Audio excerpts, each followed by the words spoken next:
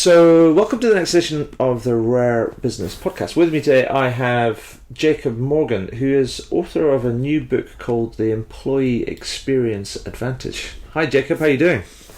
I'm doing well. How are you? I'm very well, sir. Very well. So, Jacob, for the benefit of our listeners and readers, can you tell us a little bit about you and a little bit about the work that you do? Sure. So, my name is Jacob Morgan. I live in Northern California, so in the beautiful Bay Area.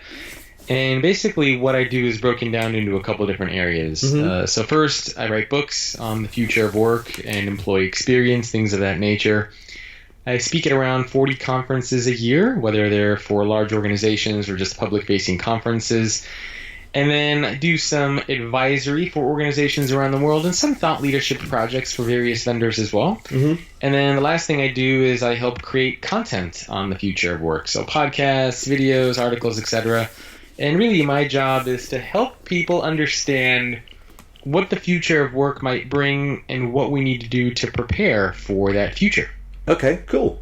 Now, as I mentioned at the beginning, you've recently published a new book called Employee Experience Advantage, but its full title, or the subtitle, is How to Win the War for Talent by Giving Employees the Workspaces they want, the tools they need, and a culture they can celebrate. So that's some subtitle, but it does what it says on the tin, I hope. Well, it does, because I've read the book and it does what it says on the tin. But for the benefit of our listeners and readers, can you tell us a little bit more about the book, how it came about, and who's it for, and what's its purpose? Because I know there's actually an interesting, really interesting backstory behind it. Sure. So, yeah, I mean, first, the subtitle is quite a long subtitle. It's everyone always makes fun of it when they see that subtitle, and I agree, it's massively long, but it's something that the kind of believed in, so I went along with it, and now it's been kind of this ongoing joke to see how many words I could fit on the cover of a book as a subtitle. But the concept behind the book is pretty interesting because it looks at, and the reason why I wrote the book is because I've been very interested with this idea of employee engagement for a while, and for the past few decades, anybody that has either worked at an organization that has tried employee engagement initiatives, or anybody that's responsible for these initiatives themselves will know that the investments are consistently growing, but the scores are consistently not growing. Sure. And so the big problem was, well, why is this happening? How is it that we're investing more money in employee engagement, yet organizations around the world are constantly not seeing growth in their employee engagement scores? And that's kind of why I wanted to write the book, to explore that, is to see what's happening. And it led me to discover this emergence of a new area we're starting to see, which is employee experience. And the big difference between the two is employee engagement has become this idea of forcing employees to work in outdated workplace practices, but you give them perks to distract them from the sad reality of their work lives. Right. Employee experience, on the other hand, has been this actual change of what those workplace practices are. And it's a very different way of thinking about your organization. And the book is ultimately good for everybody. I mean, it's good for an employee that wants to understand how their workplace is changing and what role they play. It's good for a mid-level manager that wants to understand how they can help shape experiences for their people. And it's good for a senior executive that wants to know what employees care about most and how they should build and design their organizations. So I think it's got a good kind of balance for everybody that's interested in work. Okay. But there's also an interesting kind of backstory to it, because it's actually, the book is built on a quite a sizable piece of research. So could you give us a little kind of a overview, summary of kind of the research effort that it took to compile the book, or to do compile the research and the data that enabled the writing of the book? So there were two organizations that were very kind enough to fund my research, and one was Lever and one was Cisco. And they were, they believed in the project and basically just handed me funds to do the research and had no oversight of anything that I was doing, which was very cool, great and helpful. But basically what I did is I interviewed 150 executives. I went through 150 case studies, research articles and studies, reports and whatnot. And then I hired a team of 5 researchers and 2 data scientists, and we looked at publicly available data on 252 organizations around the world to see how good they are when it comes to designing areas or designing things around culture, technology, and physical space. Right. And there were 17 variables that I looked at, 10 for culture, 4 for physical space, and 3 for technology. And we use these 17 variables as a way to evaluate these 252 companies. Okay. So I have some great data and actual numbers behind some of the things that I found, and it's been super helpful. Excellent. Now, the thing what I'm interested in is as well is that because it seems to me that there's this emerging link, and you tell me if you agree with this or not, between sort of employee experience and customer experience. I mean, would you agree with that? And what did you learn from the research about that? Absolutely. So admittedly, I don't spend as much time on the customer side as I do on kind of the workforce side. Sure. But a lot of the same concepts very much apply. Your employees are customers of your organization, and that's how you need to treat them. Okay. And a lot of the same principles that we look at for customer experience, you do apply for the employee experience. We spend a lot of time on the customer side understanding customer preferences and personas. We design these kind of journey maps for them. We spend all this time trying to basically understand how our customers work, how they purchase, why they purchase, what their behavior is. We use data, we test things. Like, we go all out when it comes to the customer side. Right. Yet for some reason we forget to do all of these things for our employees because we just assume that hey, they work there. We don't need to spend as much time and effort and resources on them. Yeah, because we pay them money, they don't pay us money. Like Adobe, they have somebody who's responsible for both customer and employee experience. It's the same person. Oh, okay. The title is the SVP of Customer and Employee Experience. Cool. And so, but also then, as I was going through the book, the one of the things that stood out, I mean, and it's quite stark, and it seems it's a rising sort of theme. Can you talk about this idea that purpose is becoming increasingly important? I mean, but it's a big word, and it's a word that gets bandied around a lot by a lot of different people, and it means lots of different things. But can you explain to me what you mean by purpose and why you think it's becoming increasingly important with respect to the employee experience? Purpose was one of the 10 attributes or the 10 variables that I looked at as a subset of culture. Right. Okay. And purpose has become kind of a nebulous thing, right? It's what is purpose and who's responsible for creating it. Mm-hmm. And I don't believe the organization creates that purpose for you. The organization can help connect what you do to the impact that you or the organization are having. Yeah. Which in turn will allow you to feel a sense of purpose. But no employee should rely on an organization to help make them feel like they had no purpose in life, and now because they work for this company, now they have this great sense of purpose. It's sort of naive and a bit ignorant to think that somebody else is responsible for your sense of purpose.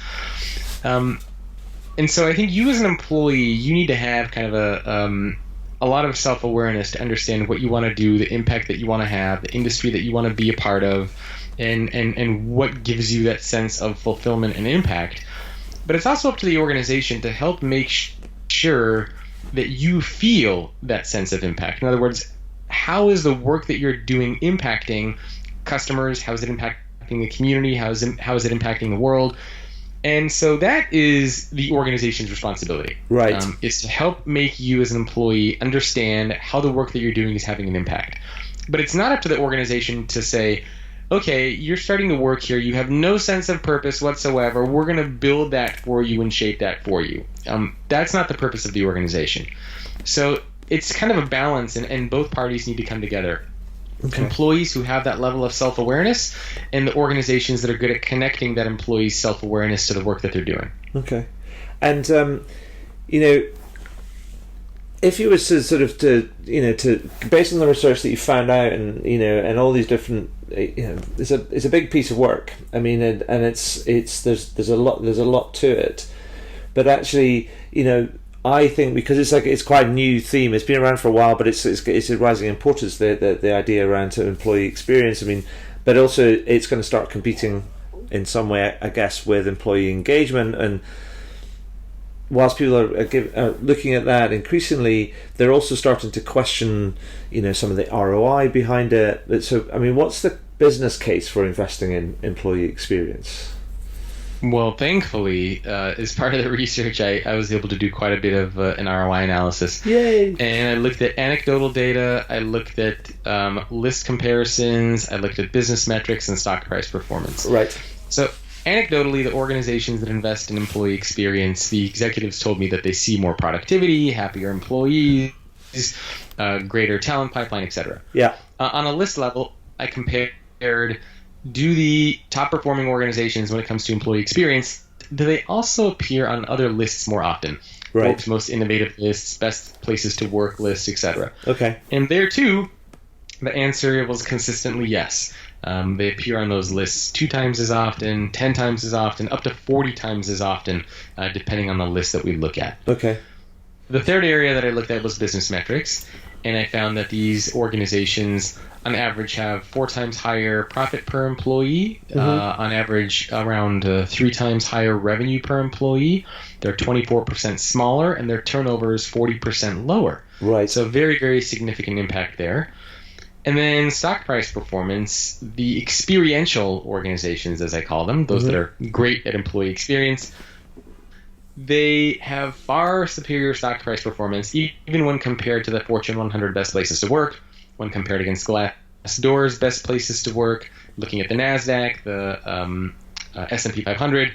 These experiential organizations consistently outperform everybody else. So the ROI is pretty solid.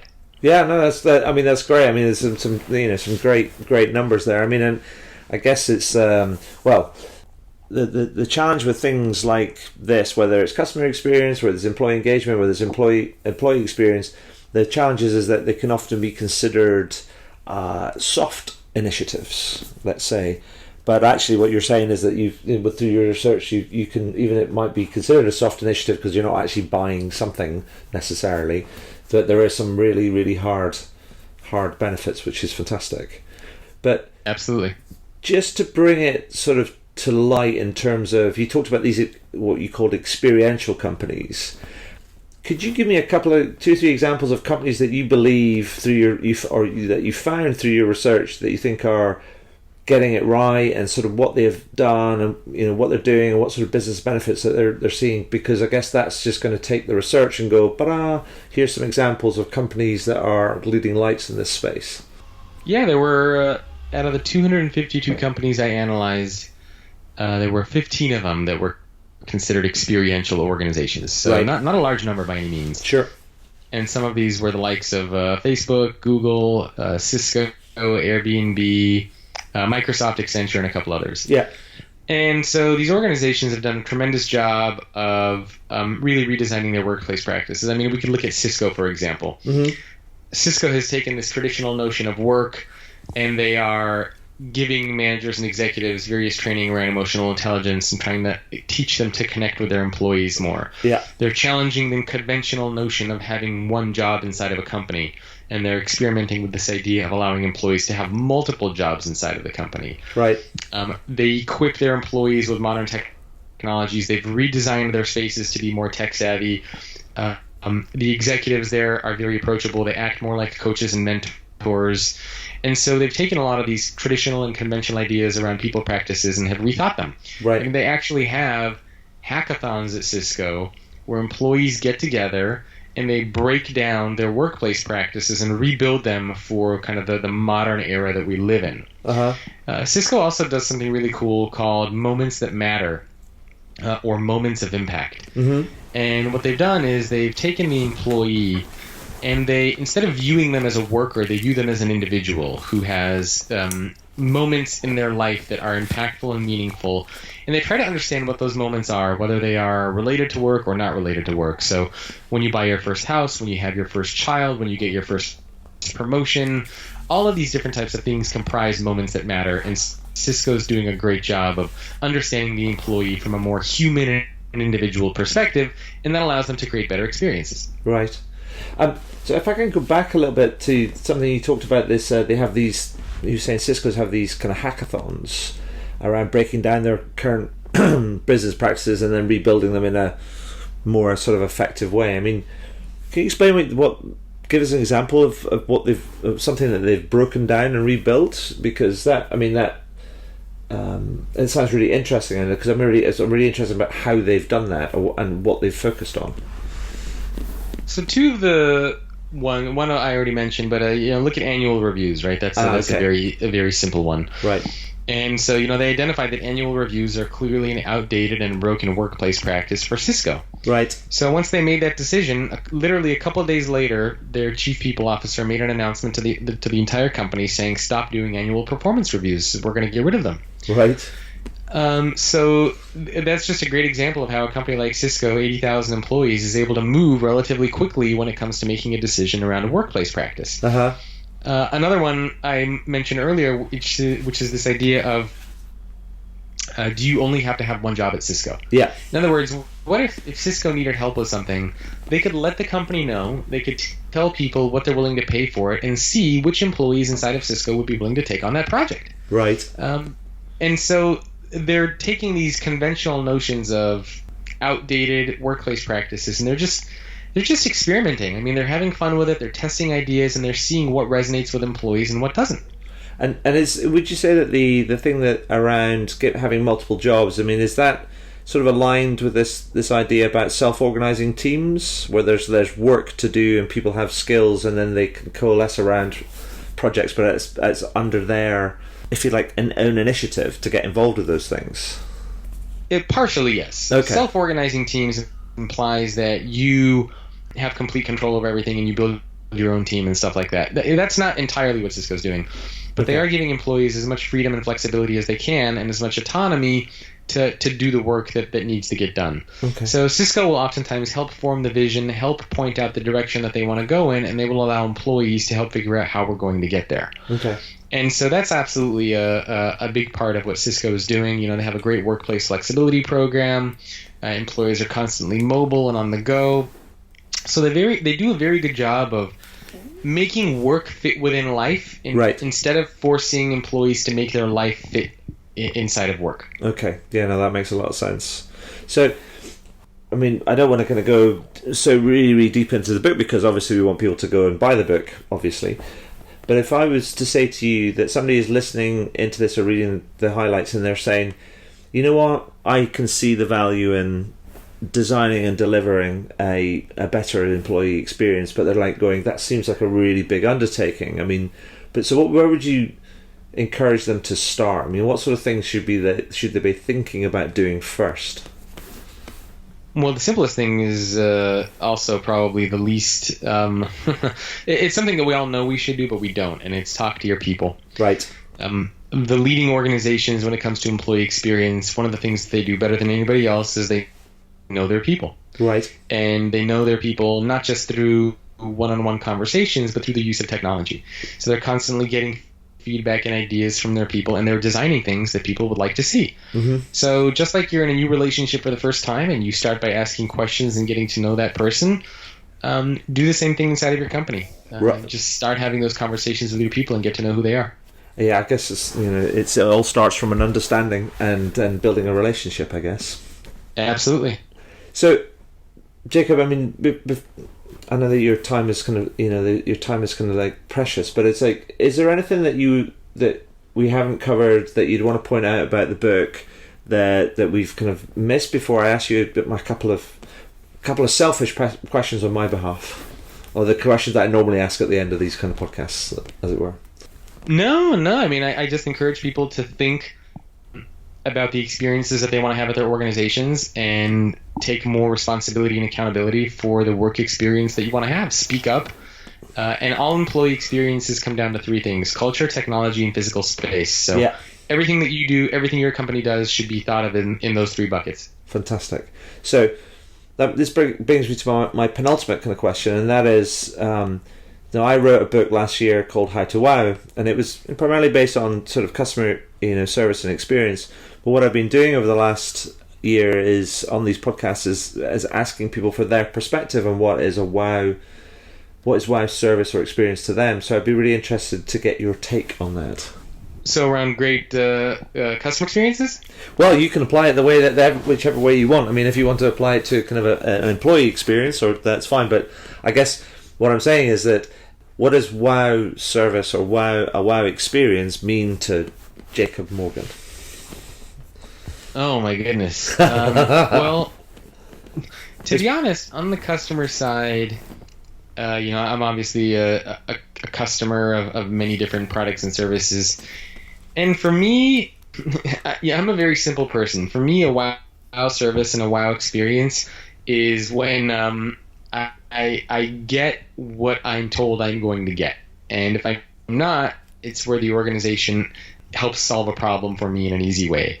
Right. So if my expectations are met, I always say, wow, that's great. Okay. Because interestingly enough, today in the consumer and the customer world, it's actually becoming very hard to meet the expectations of customers. Yeah. We want real-time feedback. We want products and services to work better. We want them to have more features. We want them to be able to do things that maybe they're not intended to do. And when they're not, we believe that those products are subpar. Yeah. So for me, when my expectations of what I expect a product to do matches with what I'm told it can do, I say, wow, that's great. If it goes above and beyond, which rarely happens, then it's kind of like, the cherry on top. Yeah.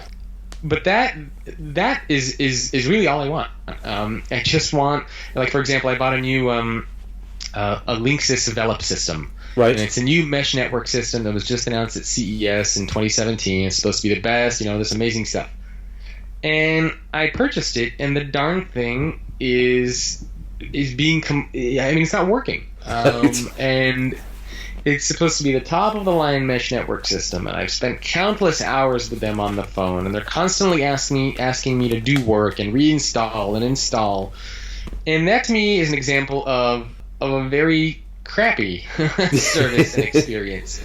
Yeah. Because they're making me work. Right? Yes. They're making me work to solve my own problem. Yeah. Which is clearly a problem of theirs.